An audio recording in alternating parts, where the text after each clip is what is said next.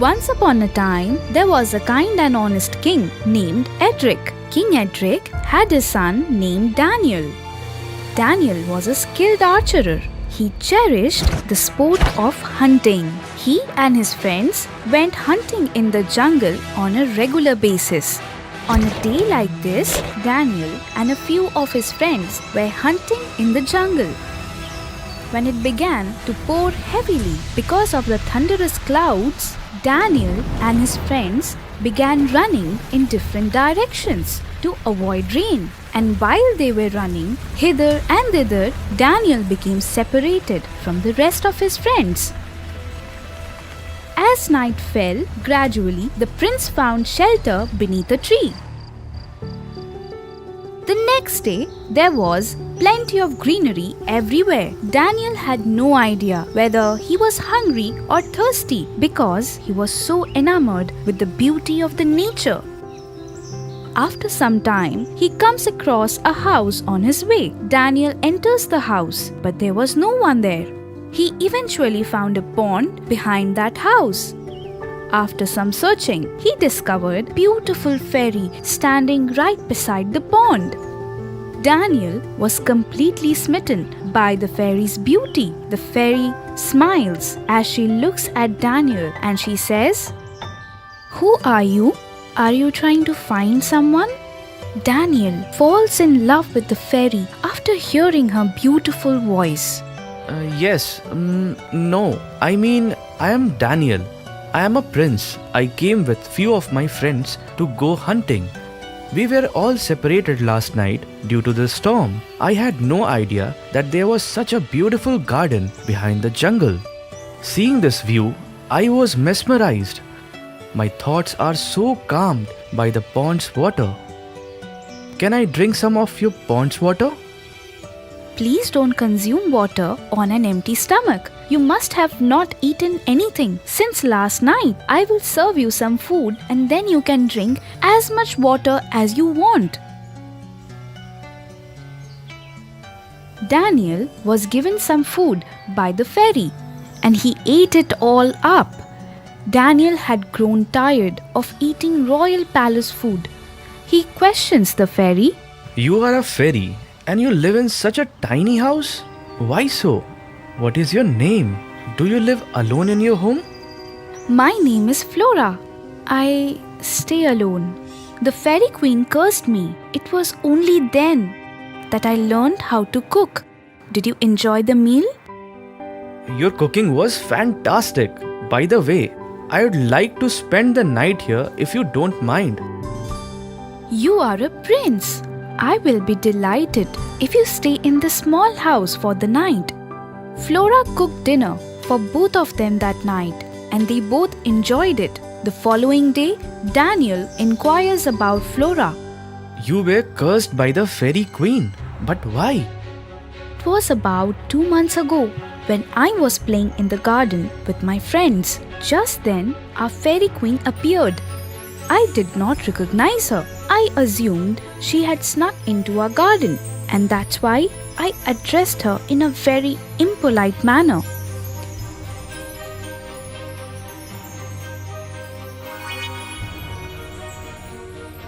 Just then, the fairy queen cursed me and abandoned me in this forest out of rage. My father does occasionally come to see me. My father will meet with me tomorrow and I will introduce him to you. You can sleep here till then. Flora's father arrives the next day to meet her. Flora introduces Daniel to her father. Flora's father was overjoyed when he found a prince in a small house. My dear, make something special for the prince today. No, I don't require anything. I just like the way your daughter cooks simple food. It's just palatable. They all started talking that day.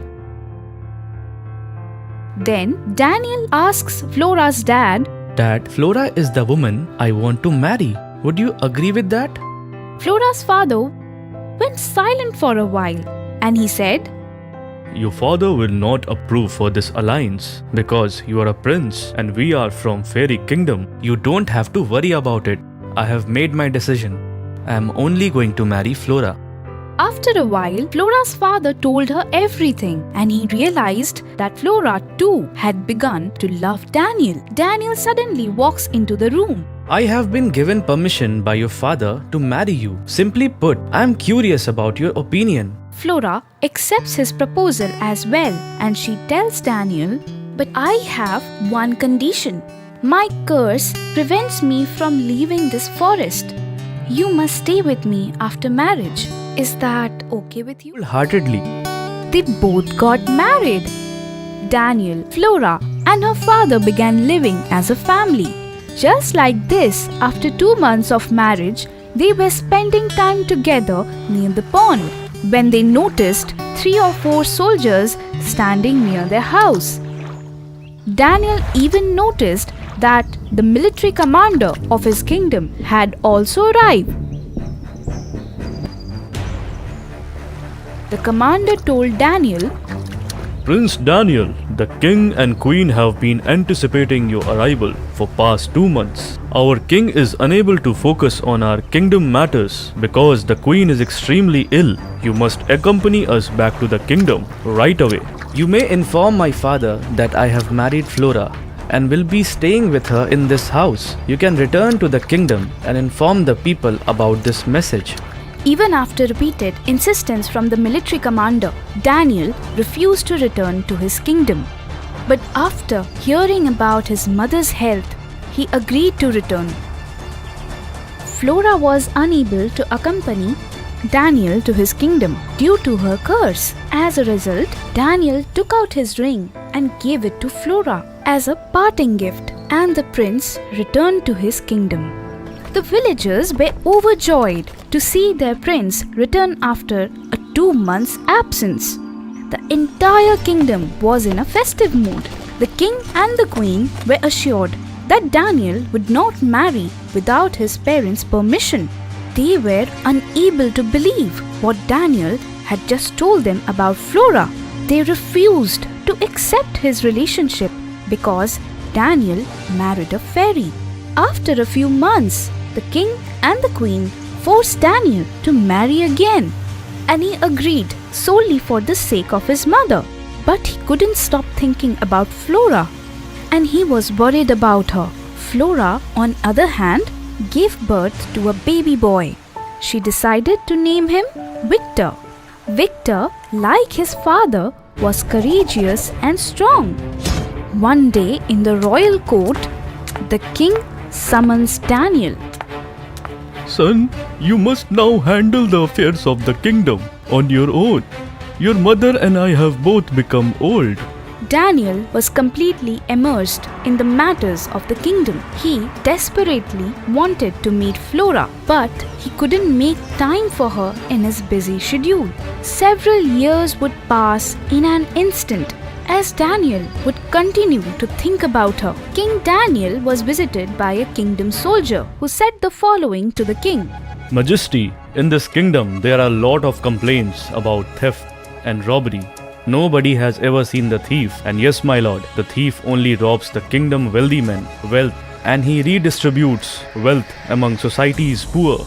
Nobody has managed to capture him up to this point.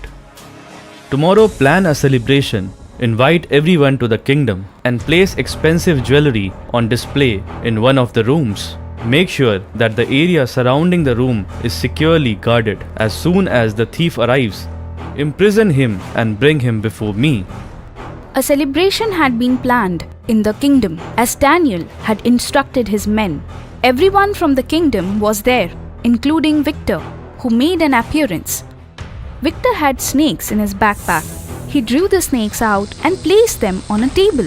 After seeing the snakes, the villagers began running here and there, causing panic among the residents. Taking advantage of the situation, Victor went straight into that room, stole all of the jewelry and fled.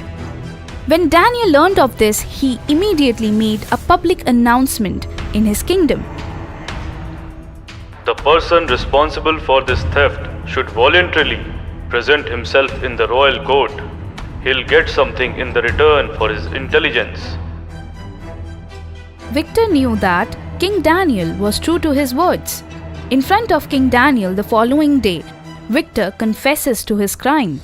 To be completely honest, Daniel was very impressed with him. King Daniel found it hard to believe the thief was a thief.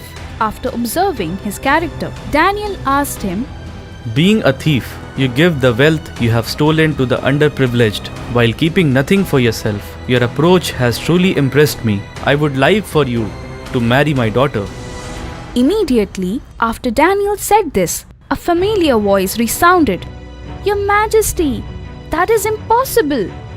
King, take a look at the ring on my hand. If you look closely, you will see that this is Victor, our son. How did you get out of the woods? And what about the curse? I am no longer cursed. Now I can stay in this kingdom with you. King Daniel was overjoyed when he heard this. In front of everyone, he apologized to Flora. While standing up in the royal court, he crowned Flora as the elder queen before his entire kingdom. And Victor was coronated as the new king.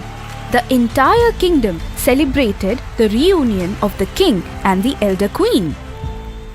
So the story begins in a small town where George used to live with his small family. His family consisted of his wife Linda, Ben and Peter and Grace. George bore the responsibility of his entire family. He was a meager wager, and with that money he would somehow sustain his family. George would leave for work early in the morning and return late at night. Grace was talking to her mother one day when will father get back from work, mummy? He's not around much really. We'd like to play with him and spend time with him. My love, your father works incredibly hard to support our family.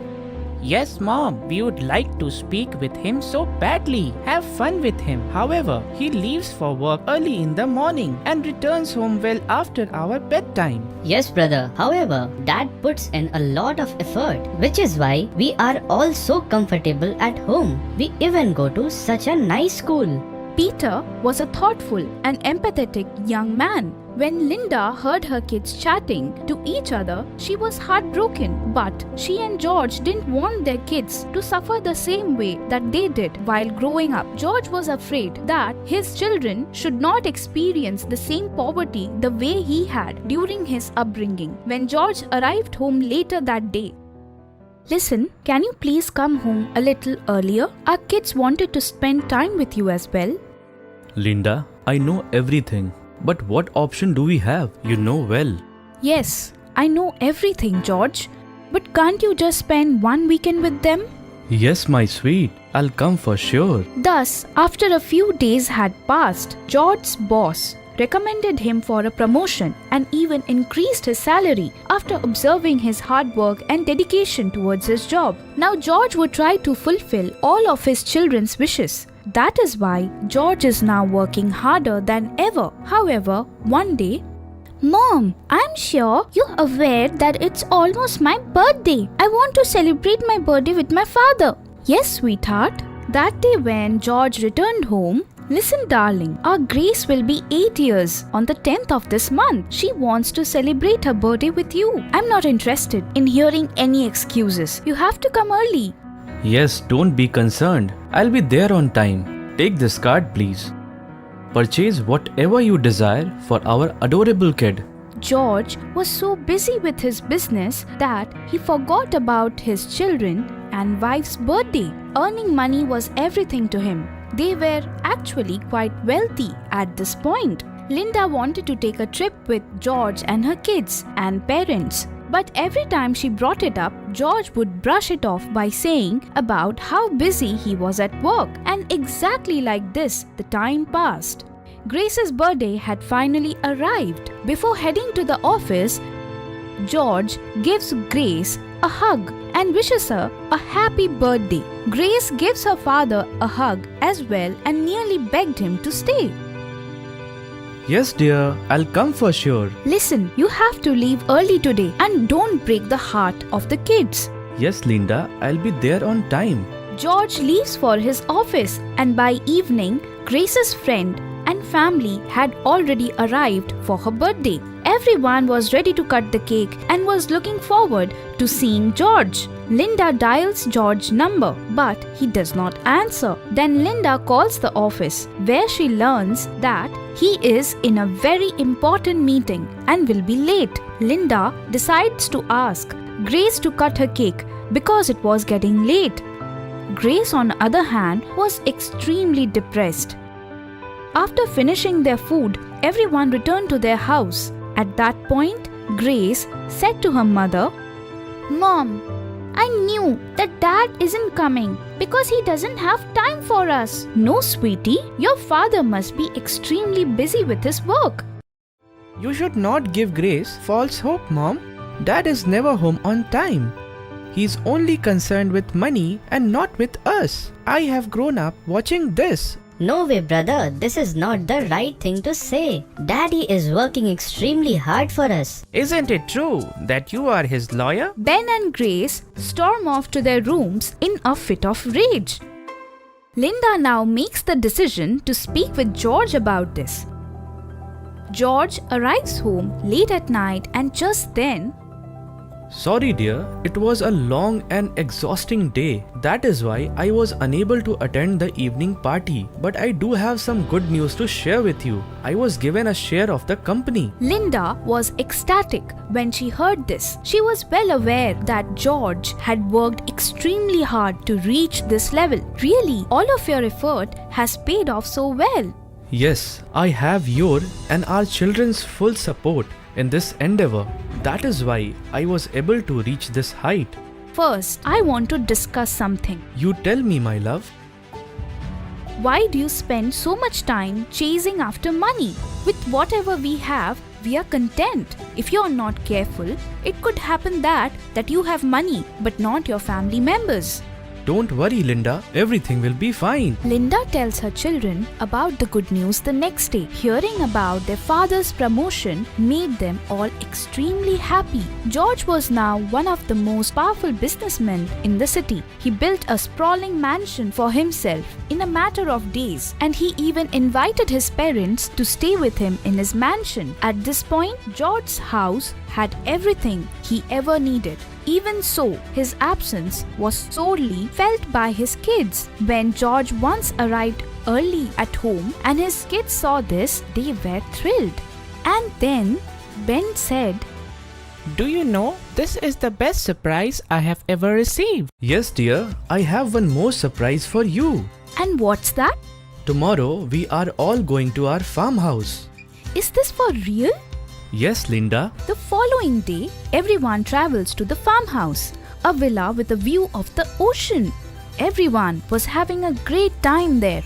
Together with his kids, George was laughing and enjoying himself. They all sat down for breakfast. "Dad, will you spend the first day of the new year with us?" Yes, dear. I'm going to spend few days here with you guys. But all I have to do is show up at a meeting tomorrow. I'll be back here as soon as the meeting is over. "Yay, Daddy!" Grace hugs her father. George leaves for his office the following morning. Suddenly, a tsunami forms in the sea and his entire family drowns in it. After arriving at the office, George listens to the news before quickly returning to his farmhouse. When he got there, he discovered that there was water everywhere. He made an effort to look for his wife and kids, but they all were long gone from his life. And when he can't see them, he falls to his knees and he cries.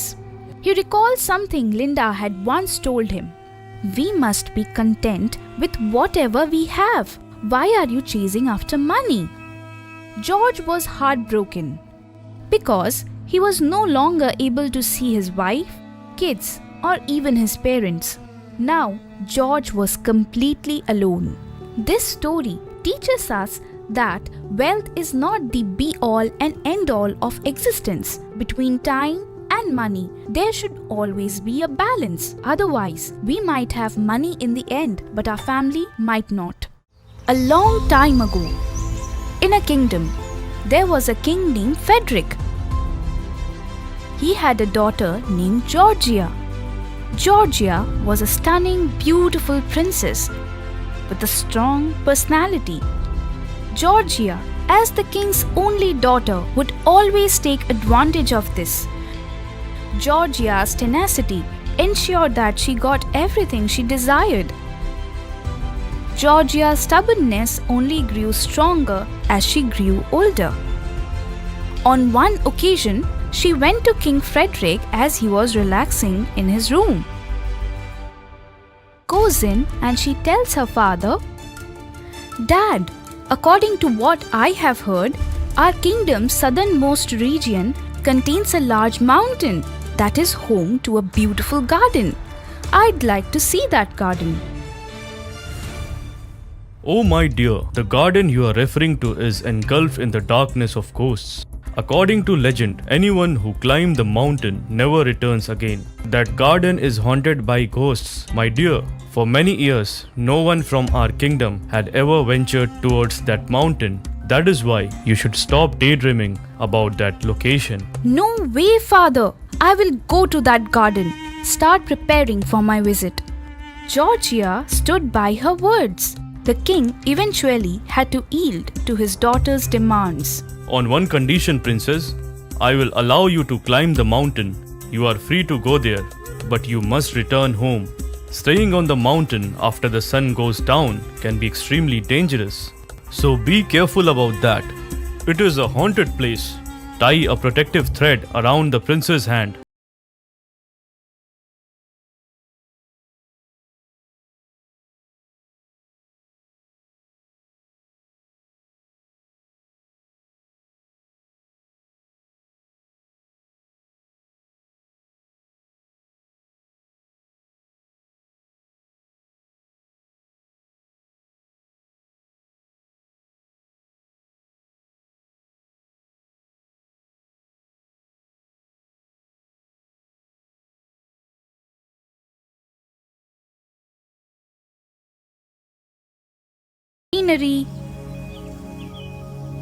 Greenery and waterfalls along the way. After some time, she came across a divine garden on her journey. Georgia was lost in the beauty of the garden when she discovered an adorable white rabbit. Georgia ran behind it and captures the white rabbit. Oh no! What a cute rabbit! Oh, where is the thread of protection? When I entered the garden, it was tied to my hand. Anyway, what is the point in obsessing over a thread? Take a look at this beautiful garden. This is so lovely. What danger could I possibly encounter here?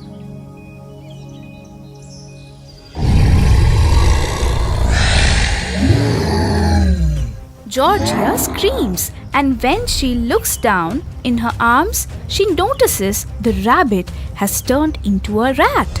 Georgia faints after seeing all of this. When she regains her consciousness, she finds herself in an old castle.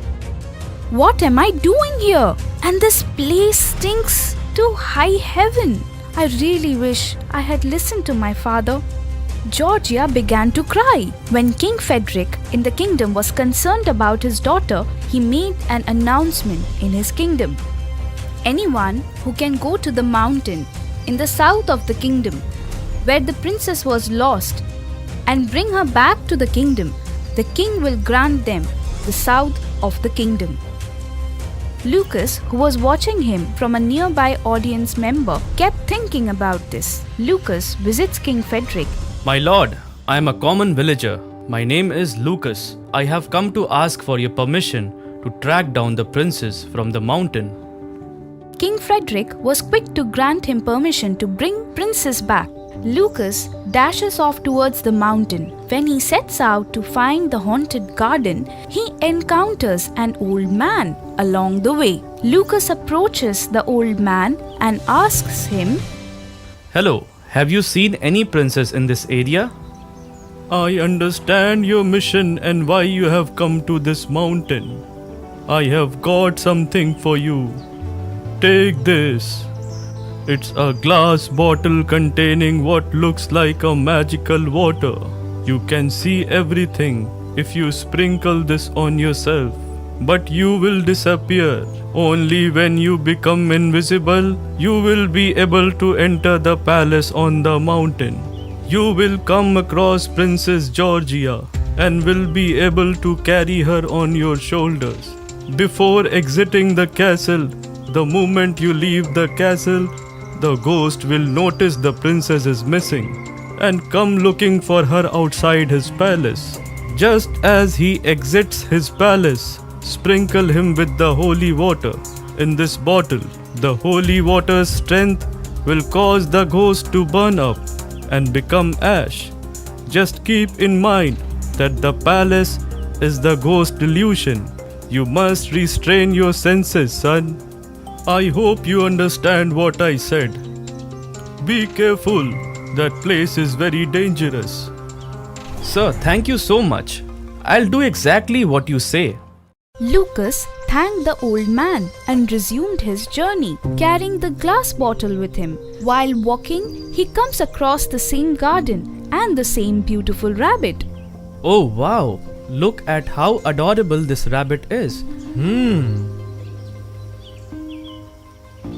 I'll check this out first. The garden is entirely constructed of illusion. Let me spritz myself with water before moving forward. Lucas douses himself in water, which causes him to simply vanish. When he looked at that rabbit, he actually realized it was all along a giant mouse. Princess Georgia appears to have been caught up to this illusion. I shouldn't waste any more time here and should hurry to the palace. Lucas quickly began his journey to the palace. He finally finds the palace after some time of walking. When Lucas looked up at the castle, he noticed the black clouds and thunder. When Lucas entered the castle, he could hear the princess crying. Lucas begins to walk in that direction, and he notices the princess in one of the rooms. He approaches the princess and informs her, Princess? Princess, please don't cry. Who? Who's talking to me? Who's there? Princess, my name is Lucas. I have come to take you away. But how come I can't see you? And how did you find out I was trapped here? I was sent here by your father to find you. I ran into an old man on the way here who told me you were here. He even gave me a bottle of magical water that makes me invisible when I sprinkle it, and I can see the ghost's illusion. But how are you going to deal with that ghost? That ghost is extremely powerful. The ghost will be reduced to ashes with the help of the magical water. However, princess, that requires us to bring the ghost out of his palace. Now you must sit on my shoulder before we can leave the palace. That ghost will be compelled to leave the palace as soon as he realizes you are no longer there. Only then we can sprinkle this water and burn the ghost to ashes. His fictitious kingdom will crumble the moment he burned to ashes. Saying this, Lucas sprinkles water on himself to make himself visible to the princess. He rushes out of the palace, carrying the princess on his shoulder. As soon as he exits the palace, the ghost becomes aware the princess has been taken away from the castle, and he begins to pursue them. He finds the princess standing outside the castle and rushes to meet her. Lucas appears from behind and sprinkles the magical water on the ghost. As soon as he leaves his palace, the ghost screams loudly and burns to ashes in a matter of seconds. His palace of illusion disintegrates into dust, just as the ghost does, and slowly but surely the ground swallows it all up. Princess, quick, we need to get out of here as soon as possible. Princess, it's my responsibility to deliver you to the king without a scratch. Your father will be overjoyed to see you. Lucas returns the princess to her kingdom. Lucas and the princess return back to the kingdom. The king is overjoyed to see the princess and rushes over to embrace her. Lucas was given the southernmost part of the kingdom and made king of the kingdom, just as the king had promised him.